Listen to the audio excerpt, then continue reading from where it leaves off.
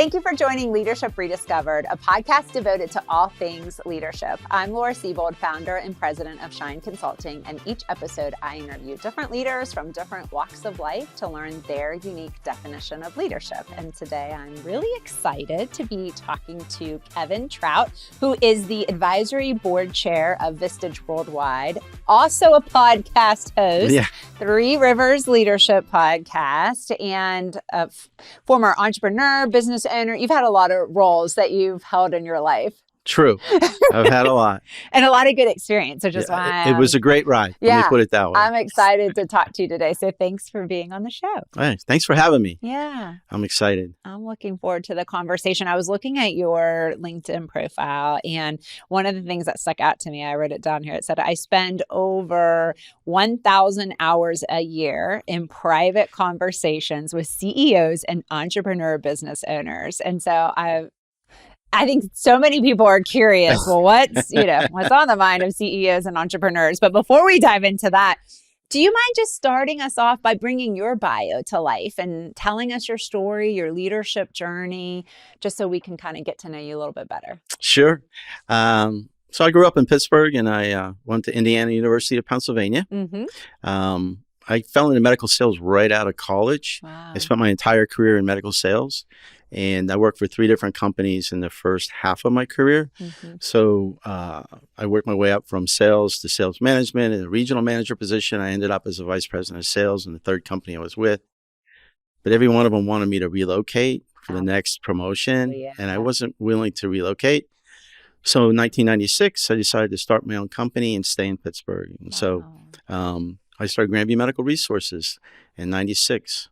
And my territory was all of Western Pennsylvania and all of West Virginia. Mm-hmm. So I ended up with 3 offices, one in Charleston, West Virginia. Our big one was in Pittsburgh, and then I had one in Altoona. Wow. And by the time I sold my company 16 years later, 90% of the hospitals in that geography were doing business with my company. Wow. So I got to start it from scratch, build it up, sell it off. I've been through the whole ride. Whole process. And what a journey that is. Hey, I will tell you, it was a great ride. And sometimes it was a white knuckle ride, like a roller coaster, but I wouldn't trade it for anything. It was the best experience of my life. So it was one of those decisions, whether do I relocate or do I stay in Pittsburgh? And that was really the deciding factor. So I became an entrepreneur by default. Yeah. But I don't regret it at all. Yeah. It was great. That's amazing. Well, and I think that's interesting too, because I think right now, entrepreneurship is cool. And there's a lot of people that they see the startups, especially in the tech world, and they're like, I want to do that for a living. But I would imagine that when you started your business, it wasn't as cool or as trendy, and probably was quite a risk in terms of making that type of a career pivot from working for an organization to starting your own. And I'm just curious how you ended up making that leap, because like I said, I'm sure there weren't as many role models out there at the time of entrepreneurs as we have right now. I would agree with that statement. And it was a risky move. Working in corporate America, right? Having a steady paycheck and things like that. But I took the leap because I really believed that we could be successful. Mm-hmm. I learned so much from the 3 companies I was with in the first half of my career, not just on what to do right, but what not to do. Yes. I learned a lot about leadership and what was good and what wasn't so good. Mm-hmm. And when I took the leap, I literally borrowed $60,000 off of 6 Visa cards to get through the first year at 18% interest. Ooh. So when people complain about the mortgage rates right now, you're like, try 18% on a credit card. Yeah. And so that's how I got through the first year. Wow. And I didn't even take a paycheck until year 2, in which I took $1,000 a month. So my W-2 for year 2 was $12,000. We hit break even at the end of year 2, and from there we just took off. That's amazing. And it took me about 6 years to pay off those credit cards, but that's how I got started. Huge risk. I tell people that story and they look at me like, you have to be crazy.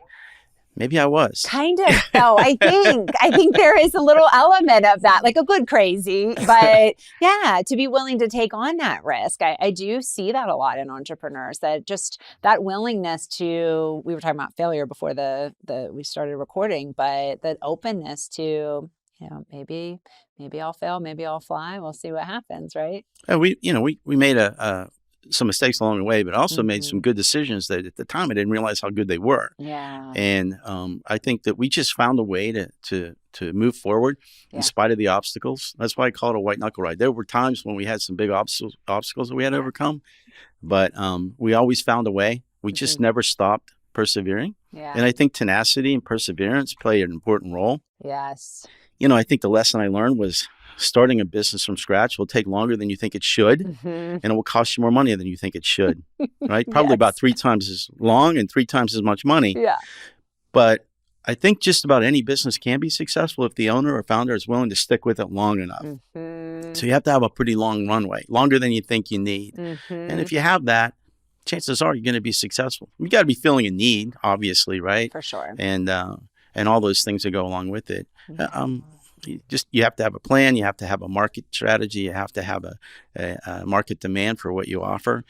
Those things will all come together. It just takes a little longer to get off the ground. Yeah, absolutely. But I mean, it's very commendable, because if you look at the research around how hard it is to keep a business going beyond 1 year, 5 year, 10 year, I mean, you start seeing those, it's like podcasts, right? I think most podcasts end after 8 episodes or something. And I know you've far surpassed that with yours, but it's the same kind of concept. People just don't stick with it long enough. And there's also a lot of data out there about how people quit too soon with their businesses, when a lot of times you never know, you might be right on the cusp of some kind of breakthrough and massive trajectory change with the business, and you don't realize you're right there. I got to tell you, I did not know this when I started my company. I don't even think I found out about it until after I sold my business, that 93% of businesses never make it past the 10 million a year in revenue. That means 7% exceed 10 million in revenue. I'm like, wow, I guess you exceeded it. I did. I was like, oh, I'm one of the 7%. I didn't realize that. Amazing. Congratulations. Thanks. That's a lot to be proud of. Yeah, it was great. I am very proud of the people that I had working with me. Yeah. Notice I said employees? with me, not for me. Yes. With me, not for me. Love that. How many did you have? I had 60 employees by the time I sold. Wow. 3 offices, and I had a huge warehouse with equipment. We had a rental business along with the capital sales. Okay. So it was an interesting combination but it's all specialty items, right? We did a lot of equipment for the bariatric patients, anybody that weighed more than 350 pounds. Yeah. Hospitals don't have any equipment that has a weight limit beyond that. Right. So we handled everybody that weighed between 350 and 1,000 pounds. Wow. West Virginia University was one of our clients. UPMC gave us a 10-year contract. Wow. So, and we did some other things as well, but it was all specialty stuff. Yeah. So. But very necessary. Oh, yeah. Yeah. Now, I have several reasons I'm excited to talk to you, but one of them is our shared passion for leadership. Yeah. And so I'm so curious just to hear why you care about leadership so much and why you have devoted your work right now, if you boil it down, it is all centered around leadership. And so I would just love to hear your perspective on why you care about leadership. Why spend so much time on it? It's a great question. I'm very passionate about leadership. You're absolutely correct about that. And I think that in my experience and all the years I've worked, that I saw a lot of really bad leadership, and I saw some really, really great leadership. And there's a dramatic difference between the two. Yes. And so what I get to do at Vistage as a peer advisory coach is I get to share the leadership lessons that I learned, along with all the leadership lessons that Vistage offers and the resources that help people that are coming up behind me, right? Yeah. The people that have their own businesses or they're CEOs and they're younger than me. I'm at retirement age, right? This is what I do. Yeah. I like to say I'm semi-retired. This is your hobby. Yeah, right. And so that coaching is really help them become better leaders. And people that join Vistage, we take wherever their leadership skills are, doesn't matter where we're starting, we take those leadership skills into the stratosphere. Nice. And we help leaders become better leaders. Yeah. We help these leaders make better decisions. Yeah. And it's really a transformational experience. And that's what most Vistage members will tell you. I was a Vistage member for 16 years myself. Oh, okay. So you got to experience it before becoming I joined Vistage when my company was only I don't know, 3 years old or 4 years old. Wow. And I couldn't even afford it. Yeah. Not that it's expensive. No, but you were still paying off those credit cards. Exactly. In fact, I wrote a check for my initiation fee, and I had to go to the bank and take a cash advance off the credit card to cover the check, or it was going to bounce. But it was the best decision I made. And just understanding that there's such a significant difference between managing and leading, right? Yes. You manage things and projects and whatever, but Processes. You lead people. Yes. And the managers who try to manage people are not the ones that are successful. Mm-hmm. And so I'm just passionate about leadership because I see so much opportunity to improve leadership skills among so many people. And I'm not saying that everybody's bad at it. I'm telling you that I have some members that are outstanding leaders. Yeah. And many of them are female. Mm-hmm. And some of the females have greater leadership skills than all the other guys in the group combined. And being able to share that in a group setting with the peer advisory forum that we use, I see the transformation in these people, and it makes me feel great because they're actually growing as leaders. Yeah. And to me, I'm just passionate about it. I just think it's great. We need more leadership skills in this country. I agree with you. And we talked about pet peeves a little bit ago, again, offline, and I know we'll get into that today too. But I will say that a pet peeve of mine, I guess you could call it a pet peeve, is sometimes a deprioritization within organizations around leadership. So it's kind of one of those like, the quality of our leadership, does that, we have to meet the numbers this quarter, or I have to get my sales quota, like I understand it's important, but like, I got to go do this thing over here. And that is a very frustrating statement to me because of the lack of connection between recognizing, but the quality of leadership is what's going to allow you to meet your quarter or get your sales quotas or whatever. And so, I'm not sure how much you've come up against that in your career, or even people saying, why should I invest in leadership development? What's the return? Because again, I'll have a lot of people saying, well, I don't have time. I'll send people articles. I don't have time to read that leadership article. Okay. Well, interesting. Wow. Yeah. So I'd love to hear your take on just if you've come up against that type of response and how you maybe counter that. There is so much to unpack. I know. In that question right there. Yeah. How much time you have today, Kevin? Yeah, really. There's so many points I could make about that. Simon Sinek wrote a great book called The Infinite Game. And I think really what he talks about is that worrying about quarter to quarter or month to month sales numbers to the distraction of what you really need to be doing, which is growing your people and just really developing them. Yes. It's short-sighted. It is. It's very short-sighted. Yeah. And the infinite game is, you're in it for the long haul. This is a marathon, not a quarterly sprint. Right. So I run into it a lot. People say, well, we don't have time to spend, we don't have money to spend on development, or we don't have time. Or both. Well, with today's work environment, the talent shortage, I can tell you what's true is if you're not investing in your people, if you're not developing them, they're going to leave you. Yeah. And they're going to go to a company that will invest in them and will help develop them because they can. And the problem with the turnover, and most people won't calculate this, but PricewaterhouseCoopers says the cost of a turnover of any employee is about 1.6 times their annual compensation. Yes. So will you say that again, please? Because for our numbers friends that are looking at the bottom line, this is an important number. It's 1.6 times the annual compensation package. And it might be even more for a C-suite executive. But those aren't the people we're talking about so much. Yeah. We are talking about the middle management, supervisory level, people like that, right? Yes. And even the frontline workers, they all need development. They all need training, right? And I do believe that if you invest in your people and you train them, it will cost you less than that 1.6 times the compensation, and you will retain your really good employees, the best ones that you want.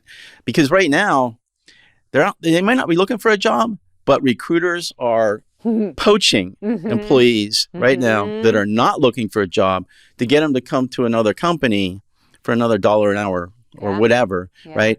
And so what's the differentiating factor? Do I stay or do I go? Really, the key is you've got to train your people. You got to invest in them. You got to develop them. And if you're not doing that, they're going to leave. Yes. If you do that, right, you tie them up with some training programs and development programs, what'll happen is they don't want to leave because they don't want to leave before they're finished with the training that's been paid for by the company, right? And their mentality is they're investing in me. Yes. Why would I leave when the company is investing in my own personal and professional development? Yeah, they want me to grow. They value that, right? Especially the young people who I really respect. They're looking for that. They're looking for a career path. They're looking for development. They want to grow. They want to learn. Yes. That's great. I think that's fantastic. My point is, you can get people your really good employees to stay if you invest in them. Even if they get a job offer for more money somewhere else, they'll turn it down. Yep. And the research shows that it's not the number one reason for people to leave. And if your turnover in your company is more than 30%, that's a clear indication of a failure of management. And I hope the listeners heard that. Yes, and amen. It's a good thing you're not in hugging range, Kevin, because I would probably hug you. But it's so true. And again, I think it's very short-sighted to not make the connection because, as you know, leaders or people leave people, not companies, right? Yeah. And I follow a lot of Gallup's research on employee engagement, employee retention, employee well-being, the quality of leadership, right? Yeah. And, time and time again, they're saying leaders account for 70% of the variance in employee engagement. So again, if your turnover is high, if you're losing your rock stars, if, you notice there's one department where everyone seems to be leaving versus another department. I've seen that. Yeah. A couple of the companies that are in Vistage, I've seen that. Something to pay attention to in terms of maybe it's not the employees. Maybe they're not all bad. Maybe we should be looking at how are they being led? Yes, that's exactly right. I can think of 2 companies that come to mind right now where they just experienced that. I won't name them, but it's proof of what you just described. Yeah, absolutely. This is good. This is good. All right. So one of the things that I wanted to talk about with you today, again, you talk about you are getting to spend time with CEOs, business owners, and having one-on-one coaching conversations. And I think there's a lot of things that are misunderstood about CEOs and what they think about and what they care about. And I would just love to hear your perspective on if you see common themes, especially right now, of what a lot of CEOs are thinking about. What are the things that keep them up at night, especially if you think it's counter to what maybe the rest of the world actually thinks that they think about and care about? Oh, wow. That's a great question. There's a lot to unpack there, too. So what I see is that a lot of entrepreneurs, business owners, even some of the CEOs that may not be the owners but work for larger firms, they care about their employees. They care about the market. They should have a strategic vision. Not all of them do. Yeah. And that's one of the things as a leader, what I think you need to do as a leader is you have to have a strategic vision, right? You have to have organizational clarity as to where you're taking the company. And when I say a strategic vision, I don't mean, a 1-year thing. Like this is what I hear. 1 week. Right. We just want to grow this year. That's not a strategic plan. No. Or we want to grow 20% this year. That's not a strategic plan, right? There are at least 6 different things that go into a real strategic plan. And it should be a minimum of 3 years, if not 5. 5 is better. And I have a few companies that have 10-year strategic plans. And God bless them because they actually get it. Yes. But not many of them do. And so I think having a strategic plan is extremely important. My 2 favorite words are clarity and alignment, right? Ooh. You have to have a clear vision. And you have to have alignment. So you have to be able to articulate that vision that you've created and down through the entire organization. It's really important that everybody understands what their role is in achieving that strategic vision that you've set on the horizon. Where do we want to be 1 year from now, 3 years from now, and 5 years from now? and how are we all going to get there together? Yeah. And what is our individual contribution to that? Yes. Without a strategic vision, employees, even a leadership team, may not know exactly what they're aiming for. Right. It's just like getting in a car with no destination in mind and just aimlessly driving around. Yeah. You've got to punch in on your GPS where you want to end up. Yeah. And so when there's no strategic vision, or the company just says, we just want to grow 20% this year, people they come to work, they do their job, they check out, they go home, but they haven't really done all of the extra effort that goes into achieving the big goal, the big audacious goal. Yes. And so I think it's extremely important for the leader to establish the strategic vision, be able to communicate it and articulate it. Mm-hmm. I think the other thing is they have to be very culture conscious. Mm-hmm. Culture conscious meaning you've got to create a culture strategically and intentionally, because if you don't pay attention to your culture, guess what happens? You have a culture. A culture will create itself. Oh, yes. And it won't be a good one, because it just tends to go negative. I don't know why. It's just human nature, but that's what happens. Yeah. And so we talk about culture a lot in Vistage, because if you have a really good strategy, but you don't have a good culture, you won't achieve that strategic goal. You will miss the mark in 3 years from now. You miss the mark in 5 years from now, because a culture is not supporting the vision. And so a lot of the leaders that I talk to, you ask them, what's your culture like? Well, I think it's pretty good. Yeah. Let me talk to your employees. If I asked your frontline employees, what would they say? Yeah, which I do for a living, by the way. And that's a really interesting conversation to have. So you share exactly what my experience has been as well, right? Yes.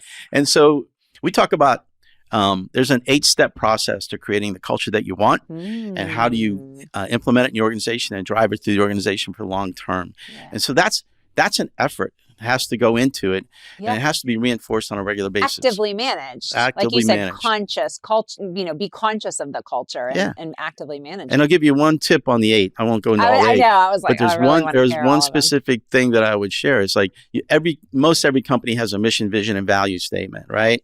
Mm-hmm. Focus on the value statement. Those are the nouns. Yeah. All right, here's our values. Now, the next step is to add some verbs that describe the behaviors that support those nouns, right? Yes. You talk about this yourself, don't you? Yes. Yeah, exactly. It's so nice to hear this. Just a simple example, right? Hey, one of our values is quick response, or prompt response for customer inquiries or whatever, right? Okay. And I go and ask them, what does that mean to you?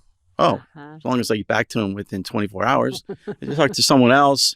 Oh, as long as I get back to him the same day. Yeah. Meanwhile, the leader's saying, no, I had 2 hours in my head, right? But they didn't define it. Yes. So you have to define the behaviors that support the value. So that particular value of prompt customer, response is it's a 2 hour, within 2 hours. Yeah. And then you have to celebrate the people who show those behaviors that support the values, and you call them out and you recognize them. And that reinforces that behavior and each of those values that you have. And every value will probably have 2 or 3 or 4 different behaviors that support it. Yes. You've got to have it in writing. You've got to put it out front. You need to put it on the wall on a poster. Yeah. Right? Crystal clear. Exactly. And people have to know that their performance is going to be measured by that as well. I think that's where a lot of times I see the biggest disconnect in organizations is they do put the values on the wall.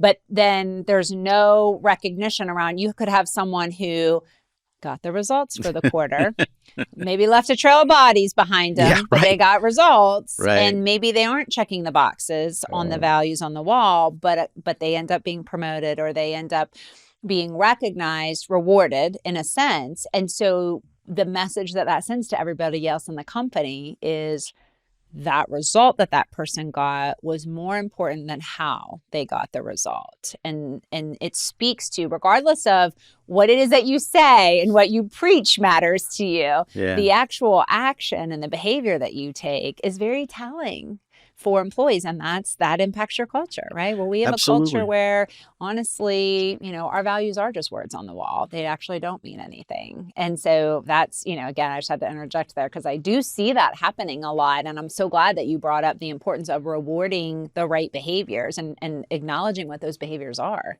That's really important. Culture is critically important. And your example is great, because what I see is people get hired for their skills or knowledge or experience or expertise. They get fired for one reason, and typically one reason only, their behavior. Yes. And that I got that from legal expert in Vistage. He said, this is what happens, right? That's so and I'm true. thinking, oh my gosh, I saw that happen in all the companies I work for, Yeah. right? Yeah. So you got somebody who's a high performer, yeah, but they're toxic among the other employees, right? And so now you've got a toxic high performer. What do you do? Well, that's a really interesting dilemma, right? Yes. And I've seen that a number of times. And one of two things happens. Either that employee gets fired, even though they're a high performer, but they're toxic, they get fired. Or leadership just says, well, they're a high performer. We just have to live with them. And you get what you tolerate. And so that toxic behavior, it's like poison. It starts to poison the rest of the employees. And the really high performers with a good attitude, right? They leave because a toxic person is still there. Absolutely. Even worse, you promote the toxic person because they met their quotas or whatever. Yes. Terrible, terrible, terrible situations. I know. And it happens every day. Yeah, and I know. A lot of listeners are saying, I work for that toxic person. And I'm looking for a job. I'm waiting for someone to reach out to me on LinkedIn. Right? Nobody wants to be in that environment. No one wants to be on a team with a toxic colleague or work for a toxic leader. But I mean, I know you do training and I do too. I mean, if you open up a session by like, give me your war stories, everybody has one. Yeah. Everybody has one. Oh yeah, for sure. So I have a method that I use when I have when I encounter a toxic employee, and you talk about emotional intelligence, how to be self-aware, and how it impacts others, and then you have to have a conversation about the behavior, and it sounds like this. Can I go through this? Oh, yeah. I have a structure for it. Are we role playing? Do you want me to be a toxic person? No, that's okay. But so I frame it this way, right? I know there's a book called Fierce Conversations by Susan Scott. It's great. Dr. Rebecca Heiss also talks about this. She's one of my good friends. And the structure is real simple, right? Say, hey, I'd like to share something with you, and I'd really like your feedback. Would you be willing to help me? Okay. Then I go into the observation, right? So I just inquired. Now it's an observation. Yeah. Here's what I observed. Yeah. And it's the event, the behavior, right? I don't call out the person. I call it the event, right? Here's the event I saw. Then the next thing is my concern. Hey, this is what concerns me about this because this is the impact it might have on our clients or customers, and what's the impact on fellow employees? How's that being interpreted? Yeah. My concern is how they might be interpreting what that behavior looked like. Yeah. So now I've said, can I get your feedback? I'm going to share my observation. I'm going to express my concern. My next thing is I'm going to ask you, what do you think you can do to alleviate my concern? If you had any ideas, what would they be? Yeah. So I'm not telling you what to do. I'm asking you what you're going to do. Yeah. And so you're also showing concern for that person. Here's how it's reflecting potentially negatively on you. This is how it's impacting your brand. And I always like to assume that people have positive intent, good intent. I mean, there are some truly bad eggs out there, but for the most part, I think people are really trying to do the best they can, whatever that is. This is a very positive conversation because I'm not criticizing the person. Yes. It's the behavior. It's the event that I'm actually speaking about. And then what is the consequence of that event that I'm concerned about? Yes. And so my question is, what do you think you should do? Or what do you think you need to do to alleviate my concern? So you're going to give me an answer, and it's probably going to be a good one. Yeah. But you came up with a solution. I didn't. Exactly, which creates buy-in and ownership. Exactly, right? Yeah. So then the next step is I ask for a commitment. I'm going to say, I really like that solution. Can I count on you to carry through on that? Yeah. Great. How can I support you in that? So commitment and support. Yeah. So I'm a servant leader. That's really my style, right? Yeah. Is I'm here to serve you. Right. I'm hoping you're going to get better as a result of this conversation. Yeah. So when the first time somebody did that to me, I walked out of it like, that was a great conversation. Right. Did I just get in trouble? No, I learned something. Yes. I learned how they were thinking and why they were concerned. Well, I don't want to make people concerned. No. So fortunately, that only happened to me maybe once. Yeah. But that conversation, somebody used it on me, and then I'm hearing it from Rebecca Heiss, the same thing. I'm like, yeah, this is like a universal, really easy conversation. When you talk about fierce conversation, it's actually easy way, polite way, tactful way to have a fierce conversation or a tough conversation. And those are conversations that we should be having. So I would also like to acknowledge that, because I think a lot of times people don't necessarily want to have those conversations. So that's the other challenge I see, is maybe we're promoting or rewarding the wrong behaviors, or we're just not addressing. We're just not addressing it at all. And you get what you tolerate, and it negatively impacts their coworkers, the people around them, their peers. The other part is, if it's acceptable, then other people are going to do the same thing. Sure. But the individual who may have had that behavior problem isn't even aware that they had a problem. Yeah. It's unfair. It is. To not let them know. Yes. Right? I agree. So clear is kind, unclear is unkind. Yes. Yes. I say that all the time. But it's so true. And the other thing that I like about how you ran through that model is you're also offering up an opportunity for someone to share if there are barriers that exist for them. So a lot of times you will hear people say, I'm not being set up for success, or it's not just me. You know, here's why I said that, or here's why I did that. There's actually more of like a structural or operational challenge that exists within the business. And so when you're saying, how can I support you? They may say, I actually have this challenge that I've not really had an opportunity to talk about. And that's actually getting in the way of me being successful as well. And then you can have that conversation because you open the door for it. And that's one of the other things about leadership. Leaders are listeners. Yeah. You've got to listen and hear what's being said. Yeah. Right. And leaders are learners, right? They've got to constantly look for ways to improve their leadership skills. But learning and listening applies to their people.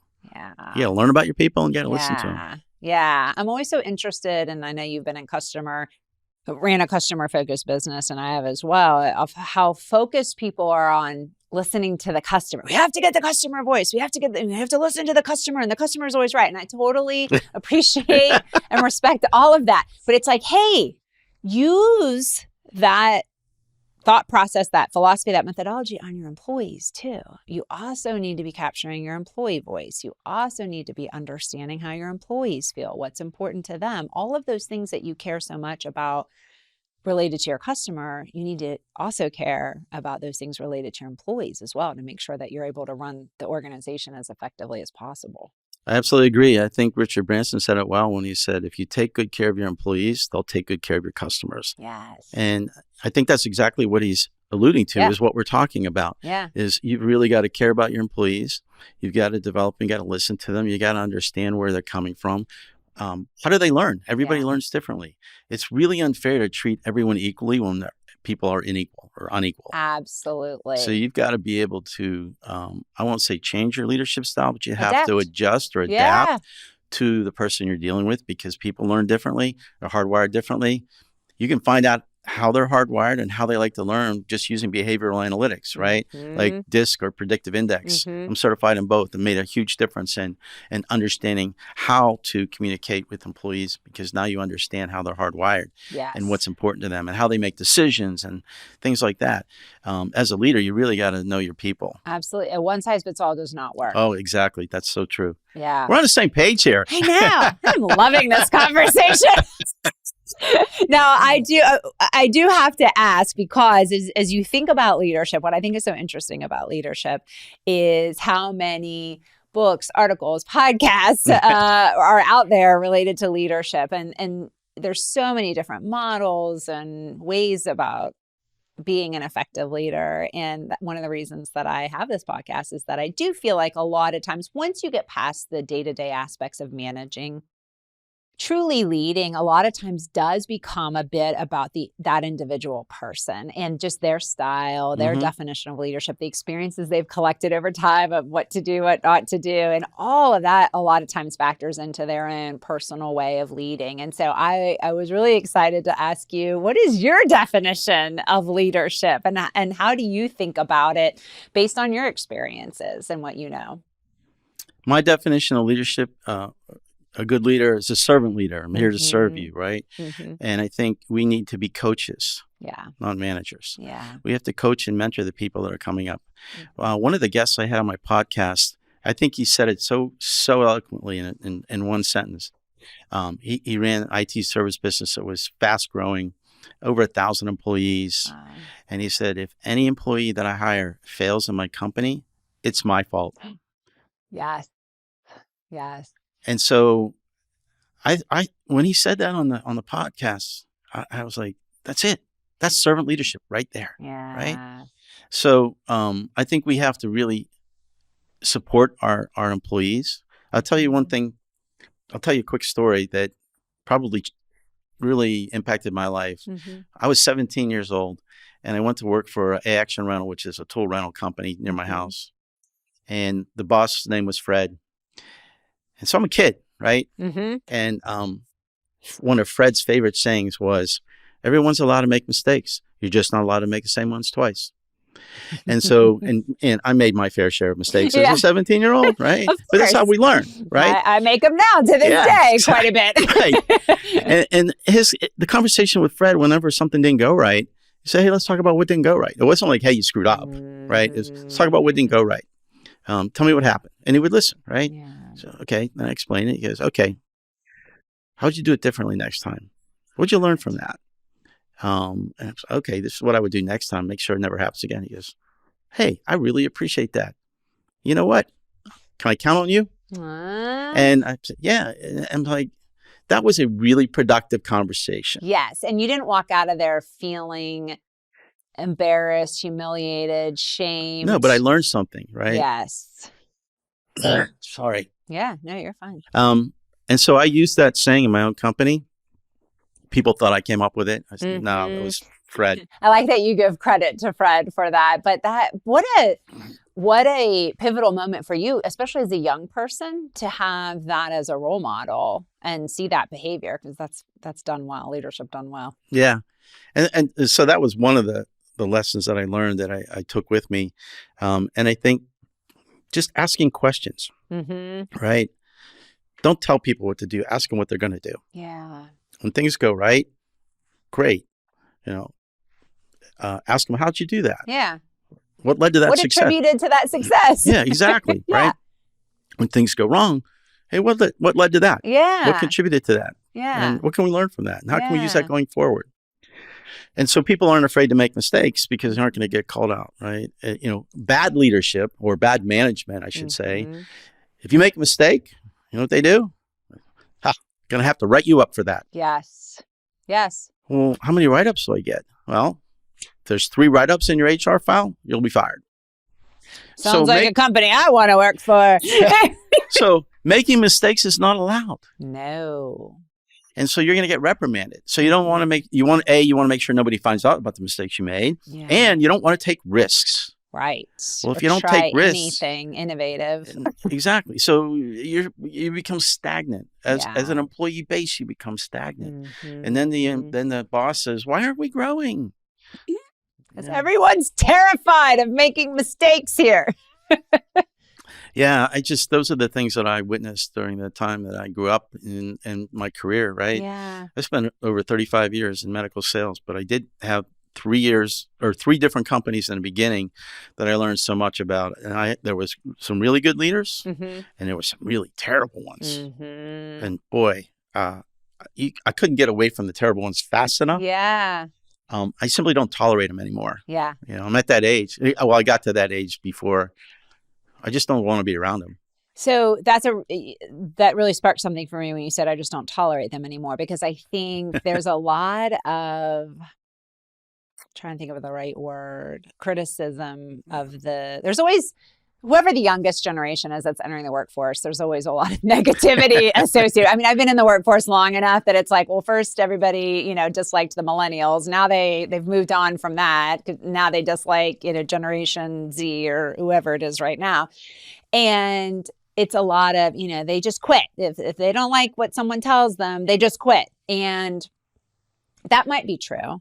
But what also might be true is that they're not willing to tolerate some of the things that I would say, for example, I tolerated in my career. And I'm not sure if that's such a bad thing that they're not willing to tolerate, abusive behavior sometimes. I mean, there is abusive behavior that happens in workplaces. Oh my and gosh, I don't think we should condemn people for saying, actually, I'm not going to tolerate that. So, do I think, of course, could there be an element of maybe some people in all generations, just, when things get tough, they quit? Sure. But I also think that some of it could be, we're just not tolerating this behavior anymore. And I'm not sure that I'm against that. We have to step up our game, though, as leaders. Exactly. I actually respect that. Because I got halfway through my career, I got to this point where I'm just not going to tolerate these jerks. Yeah. That they think their leaders are just bad managers. Yeah. And I think the young people have picked up on that sooner than I did. Yeah. But I'm at the tail end of the baby boomers, so I grew up with harsh management that would call you, just all kinds of things, like whatever you did, it was never good enough, right? No. And even if you succeeded in something, you did something really well. Yeah. These chronic naysayers, the ones that are perpetual downers. Yeah. Their favorite line was, "Yeah, but what took you so long?" Oh, that was a badge of honor to lead that way. That was I'm a good leader for doing that, right? That's a microaggression. And who wants that? Yeah. It's like, wait a minute. It doesn't really matter the time frame. The best way to approach that isn't, "Hey, what took you so long?" A real authentic leader would say, "Hey, walk me through the timeline." Yeah. Right? Help me understand. Help me understand. Yeah, help me understand. Love that term. And then once I'm going to listen. Yeah. And once I understand, I'm going to ask, do you think there's anything you could have done to maybe expedite that? If there was, what would it be? And one of my favorite Vistage lines is when somebody says, when you ask them a question and they say, "Well, I don't know," we say, "Well, if you did know, what would the answer be?" Yeah. And they have to think about that. Yeah. And they'll come up with something. Yeah. So I think that the authentic leader will lead them to finding a way to do it faster next time. Absolutely. Where the bad manager is just going to say, "What took you so long?" That's not really a success in my book. Yeah. Because it took longer than I thought it should. Yeah. And I was just going to say, also probably wasn't necessarily an expectation they stated to begin with. So, going back to the what's reasonable in terms of following up, one of my favorite things is I love hearing everyone's perception around what a reasonable time frame is to respond to an email, right? Yeah. I hear this like all the time. And this person they're not timely with their emails. I'm like, well, what is timely to you? Is it respond immediately as soon as you hit send, you want, a response? Or is it by the end of the day? Is it 24 hours? I don't know.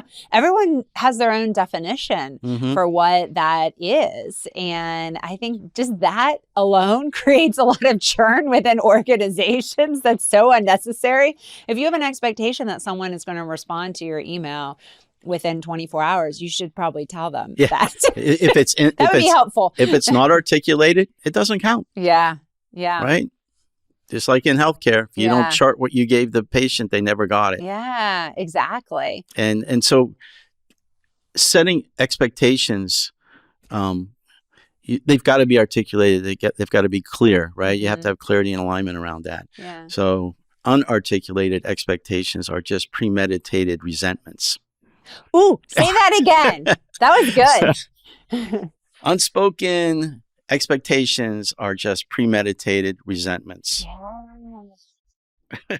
I like that one. That was a good one. It's so true, though. And, I was thinking about when I have to ask you this question, when we were talking about jerk leaders. Do you think they know they're jerks? I think they were never given the proper leadership training that they needed to understand what real, authentic, positive leadership is. Yeah. So they don't know what they don't know. Yeah. Yeah. And they're probably just behaving, and their leadership style is really shaped by the previous leaders that they worked for. And they kind of like they're mini-me's of their previous boss. Yeah. And if their previous boss was bad, they behave the same way. Yeah, because they think that's what leadership is. That's what I've been exposed to. Exactly. It's how I was led, so that's how I'm going to lead. Yeah.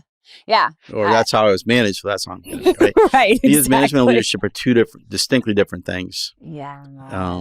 Yeah, it's amazing. So I do want to talk about, you brought up the time expectation. I want to slide over into sales for a second, if you don't mind. No, not at all. So I spent my entire career in some form of sales, right? And I've done sales training. And what I notice is expectations of when a brand new sales rep should be able to make sales, right? And you know what the average time frame expected is? Let's hear it. 3 months. Oof. But that's not realistic. Well, I was going to say, what's reality? Because I think that number just comes out of the air with, the finance guys. You say, well, if we had quarter, right? Finance guys say, well, I just think that's a reasonable time. No, it's not. I have launched more than a dozen life-saving technologies in healthcare in my career. But I can tell you what happens is you go to training, you learn about this new product, how it saves lives, right? And how there isn't anything on the market that compares to it and why it's so much better than whatever the next thing is. And you leave the training with this really high level of excitement. Yes. And then you try and you go to make some appointments and get in and to show it to people. And then you get rejected. and in about 3 months, your enthusiasm hits rock bottom because you've only been able to maybe book some appointments, so maybe a small handful, 2, 3, 4, 5, because people are busy. Yeah. And so at the end of 3 months, we call that the Valley of Despair. There's actually a name for it, right? The Valley of Despair. Because that's when everybody gets dejected, right? Yes. And then if they plow through it, if you plot this out, it looks like a hockey stick or a check mark, right? It descends into the Valley of Despair in about 3 months. And then from month 3 to 9, that's when it really starts to take off. And so if you can get them through the Valley of Despair, too many people quit. Yes. And I've seen that happen. Or get fired. So in 9 months, you really got the ball rolling, right? And so when I look at companies and they say, well, our average length of time for a new salesperson to actually make a significant sale or, their big first significant sale or start to see some sales is 6 months. That's the average. How did you get to that? Well, some superstars do it in 3 months and then some other people are 9 months. Yeah. So what you're telling me is the same number of people who do it in 3 months, there's an equal number that do it in 9 months. That's how you got the average of 6, right? And so what they do is they say, so the average is 6. So when we hire a new sales rep, they have to make their first big significant sale in 6 months. Yeah. No, 6 months is totally irrelevant. Right. The success zone is 3 to 9. And they're going to fall everywhere amongst that range. So you self-select out at the bottom of the despair in 3 months, or if you stick around and you haven't actually made some significant impact in 6 months, the company fires you, right?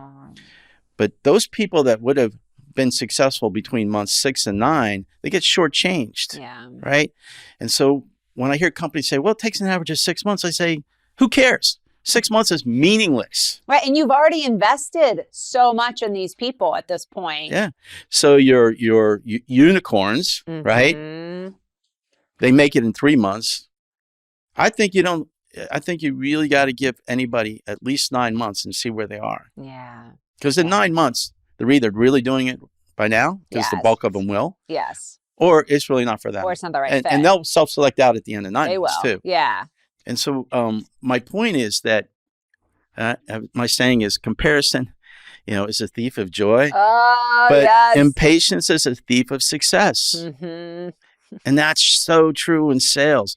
Well, we hired a guy last year. He made his big sale in 3 months. So, everybody should be able to do it in 3 months. That's stupid. And that is the, comparison is the thief of joy. You're always being compared to somebody who's doing better than you. Yes. And the impatience part is we're not willing to give you more than 6 months. Well, why not? Because that's our average. That's our standard. That's crazy.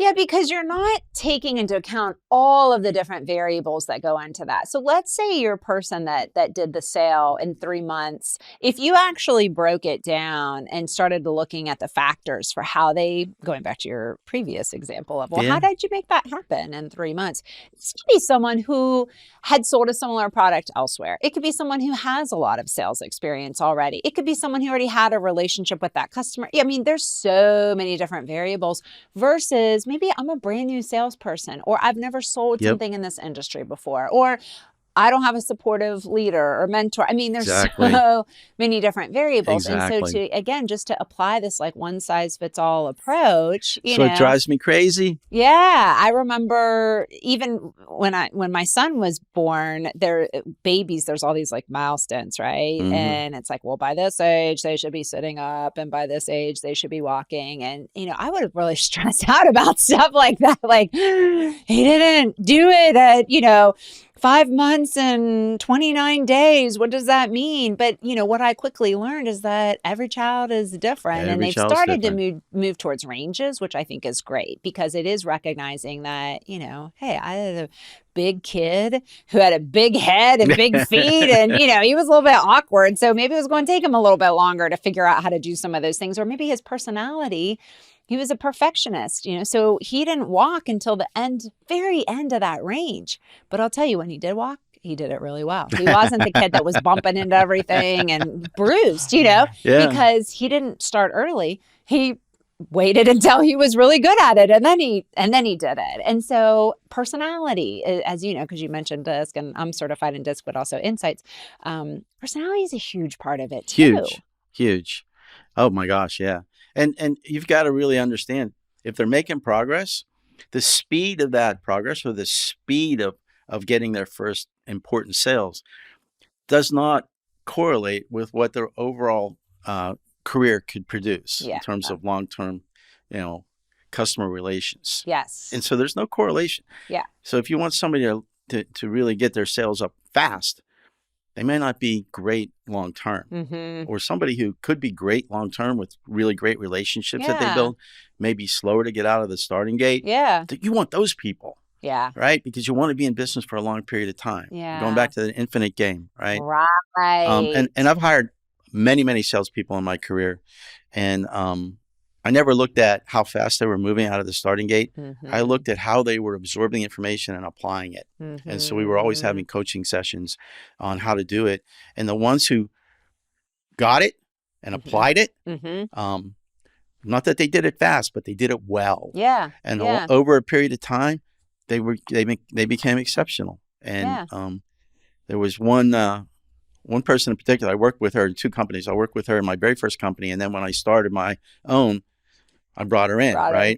And we were getting off the ground, but it took her a full year before, and she was experienced, right? Mm-hmm. Just like, she's been around as long as me.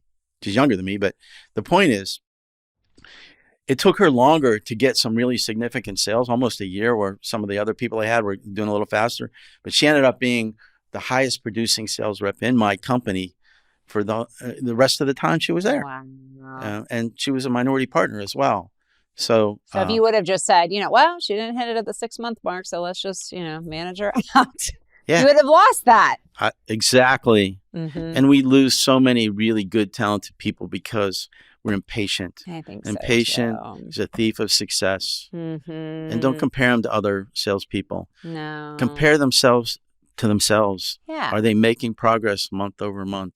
Yeah, and also and where do they need the unique support you can provide them as a servant leader? Yeah, well, I was just going to say, getting back to the point that you made earlier about if they're failing, then where have I failed? And I do see that as a gap also, because I hear a lot in organizations, someone will say, well, that person's terrible, that person is broken. I use the term broken very loosely, but literally just like they need fixed, because they don't do this right and they don't do that right. And that, honestly, I think those statements are far more subjective than people acknowledge, because it's usually according to how I want it done. And it doesn't mean they're necessarily wrong. They're just not doing it how I like it done.